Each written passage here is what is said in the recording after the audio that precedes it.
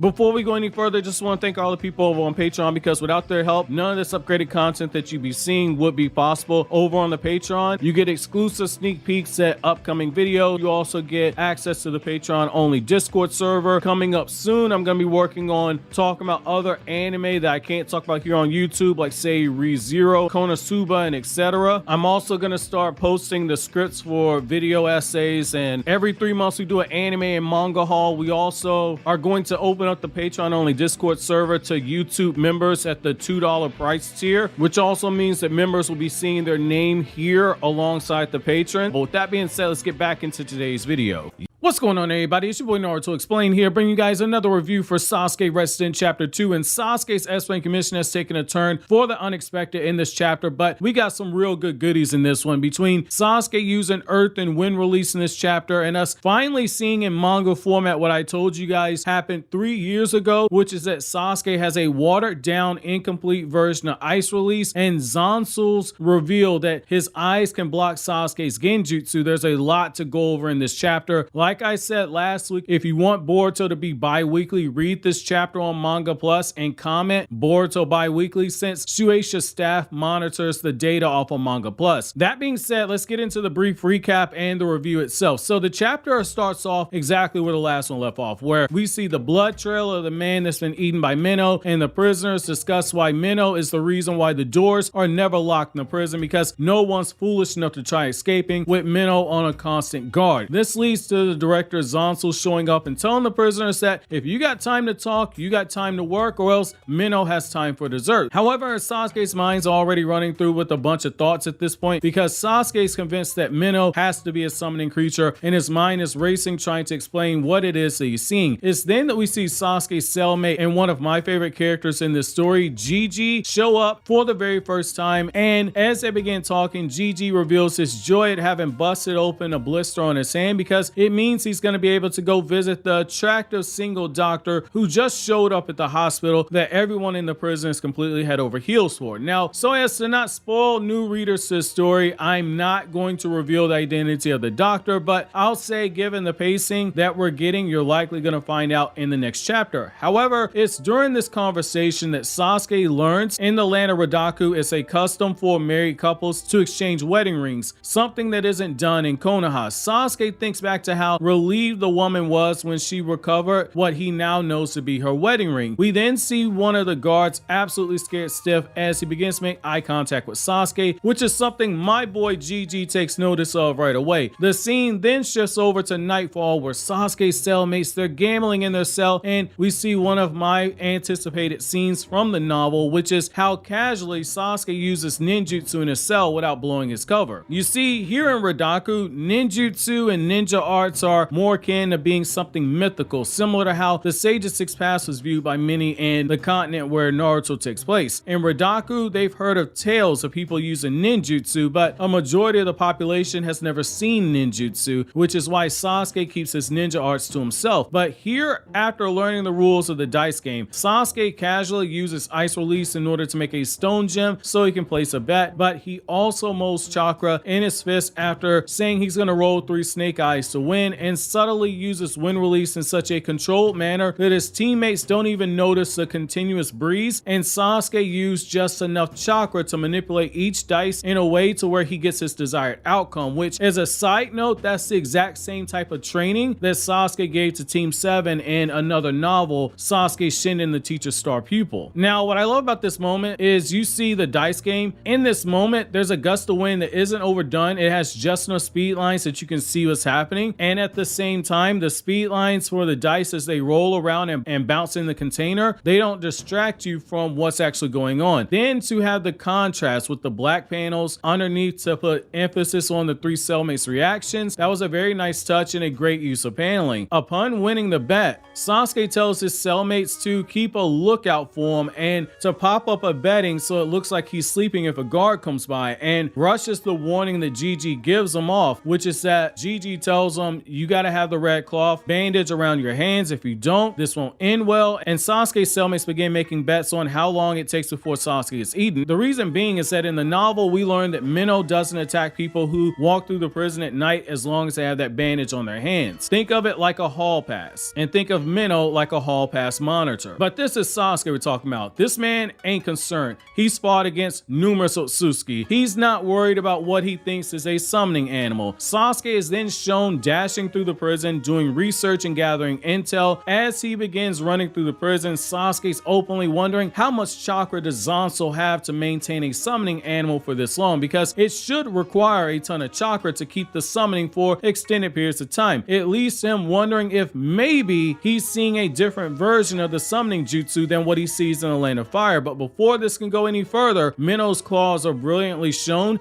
and one of my anticipated fights from early on in the novel is right here to be shown. Sasuke Uchiha has finally used his incomplete version of Ice Release in this fight when he makes that Ice Release dagger. Now, so as to not repeat the info that I gave in my Sasuke's Ice Release explained video, I'm going to keep it very brief. Sasuke uses his Rinnegan and all the understanding of all things chakra that it gives him, and has begun experimenting with combining chakra natures to recreate Kekkei Genkai, but he hasn't completed it and he doesn't feel comfortable using it for extended periods of time in battle because of the chakra requirement and the jutsu being highly incomplete, with Sasuke calling it a far cry from the true Kekkei Genkais that he's tried to recreate. Now, back to the fight itself. We get a really great panel where we see Minnow charging forward and Sasuke narrows his eyes as Minnow lunges forward, and we get a great set of anticipation panels that play with the tempo of the chapter. Minnow's legs are shown raising up, the claws raise up to attack. Sasuke focuses his chakra into the Sharingan for Sharingan Genjutsu. Minnow lunges to sweep. Sasuke realizes Genjutsu doesn't work, and Minnow managed to cut Sasuke's hair because he moved out of the way at the last second. We see the hair strands moving. We see the hair strands flying in the air before we cut over to the panel where you see Sasuke having to dodge. Now, if you're wondering why Genjutsu didn't work on Minnow, but it works on the 9 Biju, all I can tell you is that that question gets answered later on in the story, so I'm not gonna spoil you on it. We then see Sasuke jump backwards and begin to dodge attacks from Minnow before Sasuke is able to land a quick palm strike on Minnow's upper body, but he holds back too much, which pisses off Minnow even further, leading to Minnow attempting to bite Sasuke's head off, but Sasuke does a sweeping kick and thinks that he's knocked Minnow out for good. However, as Sasuke tries to assess the damage of what he's done to the area, Minnow lunges in for a sneak attack, causing Sasuke to begin dodging attacks again, and it forces Sasuke to do the one thing a ninja must not do in battle, which is use incomplete jutsu. The Ice Release dagger has now been made. However, Sasuke mitigates the risk by making clean swipes to Minnow's talons and then uses his Sharingan to quickly read Minnow's movements to slice open its belly, leaving Minnow to writhe in pain. And Sasuke realizes that even though he was holding back, he might have gone too far and he might have attracted too much attention, and rushes back to his cell. The chapter ends off with Sasuke confronting Zansul after he discovers Minnow is still alive and unharmed, and his limbs have regenerated and his body is unharmed. Zansul then asks Sasuke what it is he's truly after, and Sasuke wastes no time trying to use the element of surprise here, and Sasuke's instinct is to put Zansul under Genjutsu so he can question him, or rather he tries to place him under Genjutsu, but to Sasuke's surprise it doesn't work, which throws off Sasuke, rightfully so. Zansul is surprised to see Sasuke can use Genjutsu and just ninjutsu in general, but the panels used for the anticipation to show him taking off the glasses, parting his hair, Sasuke's shock reaction, it's a brilliant decision to slow down the scene, and it works so well for that impact shot of Zansul's glass eye being shown, as he's shown looking in Sasuke's face close enough that Sasuke can see his own reflection in the glass eyes, and it causes Zansul to tell Sasuke he's keeping an eye on him. And you guys see what I'm talking about with just that one page right there where I say take your time and slow down the actual panels here, live in the moment for a little bit. Just that one decision right there changes the whole build up and the whole payoff for the scene, opposed to just rushing towards it. This can be done, and I like what you're seeing here because that was a hell of a build up to that moment right there, and Zansul's drawn in a very creepy manner. Now you might be wondering, why didn't Genjutsu work? And I'll say this is the reason why I dropped my why Genjutsu won't work on Amato video, because I knew this chapter was dropping today. Just as Amato has ninja tech eyes that will nullify Genjutsu if you use it, what Zansul and Amato have done isn't the first time we've seen someone take precautions with their eyes or precautions against the powers of dojutsu. Danzo made a room to block out the Byakugan eyes, and Datara's whole purpose for that glass scope came from wanting to find a counter for Sharingan Genjutsu, and by using that glass scope to start training his eye to be able to handle Genjutsu if he ever took off the scope. Overall, this is another solid outing by the rookie Kimura Shingo. He's off to a good start, and the flow of this chapter felt a lot like the old Naruto chapters, which is very welcome as a reader. My question to you guys is, which were you more impressed with, Sasuke's ice release or Zansul's glass eye? Which is a side note, Viz Media spells the name wrong. It's Zansuro, not Zansul. It's the same issue with how Ada's name is spelled E-I-D-A instead of A-D-A like it is in all the other translations, and kind of how Zoro's name gets an L instead of an R. While you think that over, click here to watch my Black Clover chapter review, or click here for this Naruto Explained video.